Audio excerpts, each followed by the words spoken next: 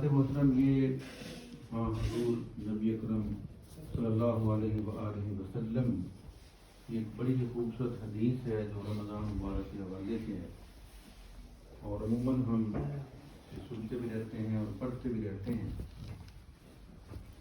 در حقیقت اللہ رب العالمین کی رحمت بڑی ہی بے قرار ہے، اور اسلام کی یہ نہایت اہم خوبی ہے کہ اس کے اندر ہر عمل کے تہ میں اخلاص نیت کو نہایت قیمتی اہمیت حاصل ہے،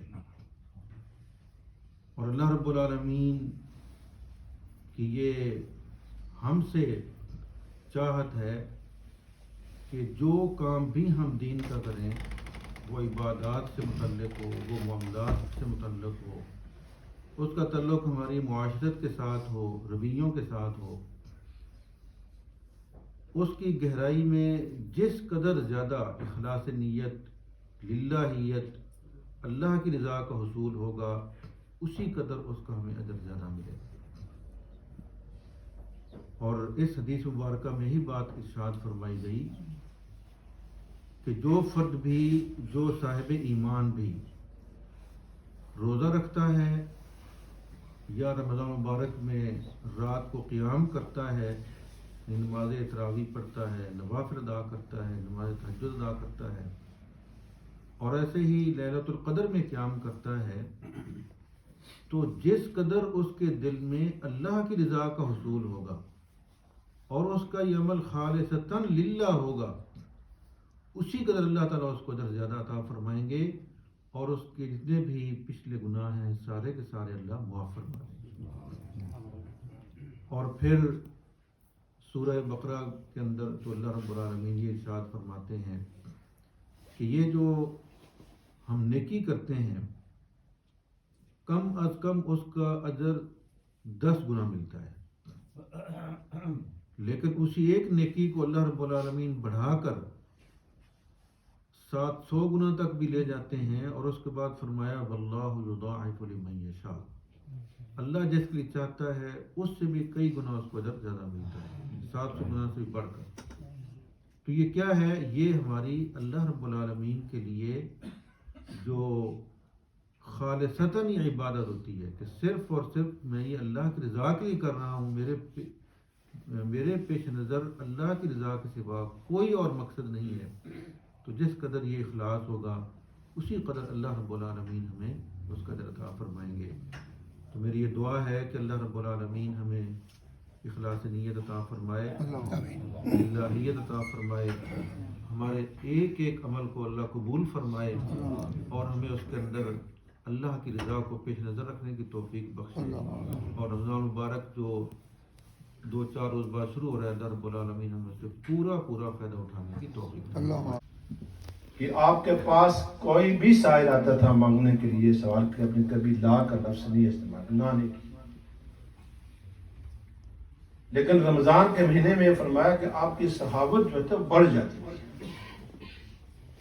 حدیث کے الفاظ آتے ہیں، واقعہ آتا ہے کہ ایک عورت جو ہے آپ صلی اللہ علیہ وسلم کے گھر تشریف لائی، ازواج مطہرات سے کہا کہ میری بیٹیاں میرے گھر میں 3 دن سے فاقہ ہے، تو گھر میں دیکھا تو کچھ نہیں تھا سوائے کھجوروں کے، وہ بھی آپ صلی اللہ علیہ وسلم کا روزہ تھا، تو اتنے میں آپ صلی اللہ علیہ وسلم تشریف لائے، تو ام المؤمنین فرماتی ہیں کہ یہ عورت آئی ہے، مانگنے کے لیے آئی ہے، تو آپ کی کھجوروں کے لیے، افطار کے لیے صرف کھجوریں ہیں اور کچھ نہیں، تو آپ نے فرمایا کہ اے عائشہ رضی اللہ عنہ کہ آپ یہ کھجوریں اس عورت کو دے دیں، میں پانی سے افطار کر لوں۔ یعنی آپ کی صحابت کا عالم یہ بے شمار واقعات انشاءاللہ آپ سنیں کہ آپ کی سیرت کے اندر، صحابت کے اندر سنیں، لیکن رمضان کے مہینے میں فرمایا کہ آپ کی صحابت جو ہے بڑھ جاتی تھی۔ ذات گرامی، آپ دیکھتے ہیں کہ اس مہینے میں کوشش کریں کہ نماز کے ساتھ ساتھ انفاق فی سبیل اللہ کو عادت ڈالیں۔ ماشاءاللہ آپ لوگ دیکھتے ہیں، اس میں کوئی شک نہیں۔ وہ کون سی رات ہے؟ لیلۃ القدر کی۔ فرمایا کہ اس مہینہ کے اندر اللہ کا تقرب، اللہ کا قربت حاصل کرنے کے جو آدمی ایک نفل پڑھے گا، نفل نماز پڑھے گا، اس کو باقی مہینوں کے فرض کے برابر، اور جو شخص اس مہینے میں فرض پڑھے گا اس کو 70 فرضوں کے برابر ثواب ہے، اور صبر کا بدلہ جنت ہے۔ اور یہ آپ جانتے ہیں کہ رمضان سراپا صبر ہے، اس میں ہر چیز سے صبر کیا جاتا ہے، یہ تربیت ہے انسان کی۔ بھوکا اور پیاسا رکھنا اللہ کا مقصد نہیں ہے۔ بھوک اور پیاس سے اللہ تعالیٰ ہمارے اندر یہ جذبہ پیدا کرنا چاہتے ہیں، یہ تربیت کرنا چاہتے ہیں کہ تاکہ تمہیں احساس ہو کہ وہ لوگ جو بھوک اور پیاسے ہیں، تو بھوک اور پیاس کتنی شدت والی چیز ہے۔ جب تم خود بھوکے رہو گے، پیاسے رہو گے، پھر تمہیں احساس ہوگا۔ جب آدمی کو کوئی چیز تکلیف نہیں پہنچتی، اسے کوئی پتہ نہیں ہوتا کہ یہ پر کیسے حالات ہو جاتے ہیں۔ تو بھوکا اور پیاسا رکھ کر ہمارے اندر اللہ تعالیٰ غریبوں، یتیموں، بیواؤں، محروم طبقات کا احساس پیدا کرتے ہیں۔ تمہیں احساس ہونا چاہیے بھائی وہ لوگ جو وسائل سے محروم ہیں، ان کو کھانا نہیں ملتا، تو کیسے تنگی کی زندگی گزارتے ہیں، تاکہ تمہیں بھی احساس ہو۔ یہ دراصل مہینہ ہمیں یہ صبر دلاتا ہے، یہ تربیت کرتا ہے، یہ احساس دلاتا ہے کہ تمہارے لیے، دوسروں کے لیے دل میں ہمدردی پیدا ہو، رحم پیدا ہو۔ اس کے بعد فرمایا کہ مہینہ مواسات کا مہینہ ہے، ہمدردی کا مہینہ ہے، غمخواری کا مہینہ ہے، رحم دلی کا مہینہ ہے۔ یہ وہی بات فرمائی کہ جو لوگ محروم ہیں، وسائل سے محروم ہیں، تو ان کا خیال رکھیں۔ کہیں بھی ایسی آیت آپ کو نہیں ملے گی جہاں کہاں نماز پڑھو انفاق کا ذکر، یہ دونوں لازم ہے۔ واقعی الصلاۃ وآتوا الزکوٰۃ، زکوٰۃ کا تعلق کس سے؟ انفاق سے ہے۔ پہلے نماز کا حکم فرمایا، پھر زکوٰۃ ادا کرو۔ تہجد کے جو آیات ہیں وہاں اس کے بعد پھر اللہ فرمایا کہ ایسے لوگ ہیں جو رات کو قیام کرتے ہیں، استغفار کرتے ہیں، لیکن اللہ کی راہ میں خرچ کرتے ہیں۔ تو صرف نماز پر ہم محدود نہ رہیں، دوسرا حکم بھی اللہ کا وہی ہے کہ اللہ کی راہ میں خرچ کریں۔ تو اللہ تعالیٰ ہم سب کو جتنے بھی توفیق ہو، دل کھول کر اس میں خرچ کرنے کی توفیق عطا فرمائے۔ اس کے بعد فرمایا کہ جو آدمی اس مہینے میں کسی روزے دار کو روزہ افطار کراتا ہے تو اللہ تبارک و تعالیٰ اس کی گردن کو جہنم کی آگ سے آزاد کر دیتے ہیں، اور اس کے روزے میں کوئی کمی نہیں ہوتی، اور روزہ دار کا پورا ثواب اس کو ملتا ہے۔ اب صحابہ کرام رضوان اللہ تعالیٰ علیہم اجمعین، سارے کے سارے لوگ تو امیر نہیں تھے، ان کی استطاعت نہیں تھے، غربت کا زمانہ تھا۔ تو کسی نے سوال کیا، رسول اللہ صلی اللہ علیہ وسلم کیا ہم میں سے کسی کے پاس یہ طاقت نہیں ہے روزہ افطار کرنے کی، نہیں کرا سکتے، تو ان کے لیے کیا ہوگا؟ کیا اس سے غریب لوگ محروم رہ جائیں؟ چلو امیر لوگوں کو افطار کرا دیا، ان کو ثواب مل گیا، جن کے پاس کچھ نہیں افطار کے وہ کیا کریں؟ فرمایا آپ صلی اللہ علیہ وسلم نے کہ جو آدمی پانی کے اور لسی کے ایک گھونٹ پر روزہ افطار کرے گا، اللہ تعالیٰ اس کو بھی پورا دیتا ہے۔ اللہ تعالیٰ نہیں تو دیکھتے، اخلاص کو دیکھتے ہیں، کس جذبے کے تحت، کن حالات کے تحت اس نے اللہ کی راہ میں خرچ کیا ہے۔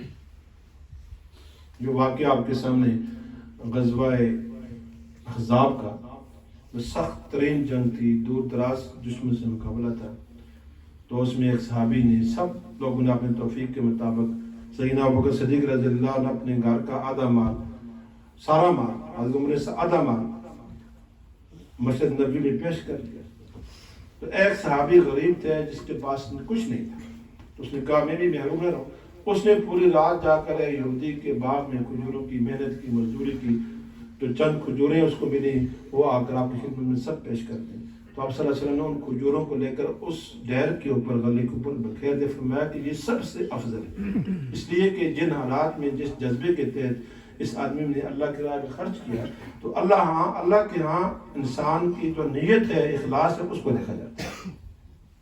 فرمایا کہ یہ اجر و ثواب اس کو بھی ملے گا جو ایک پانی کے گھونٹ پر بھی، لسی کے گھونٹ پر بھی کسی کو روزہ افطار فرمائے۔ آگے فرمایا کہ جو شخص کسی روزے دار کو پیٹ بھر کر کھانا کھلائے گا تو اللہ تبارک و تعالیٰ جو ہے قیامت کے دن میرے حوض کوثر اس کو سیراب کریں گے جس کے بعد وہ کبھی پیاسا بھوکا ہی رہے.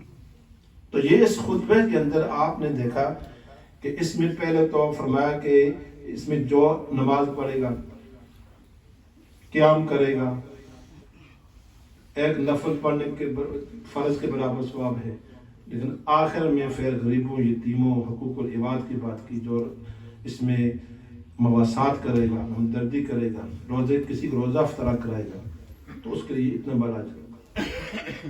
فرمایا اس کے بعد یہ مہینہ جو ہے اس کا جو پہلا عشرہ ہے یہ رحمت کا ہے.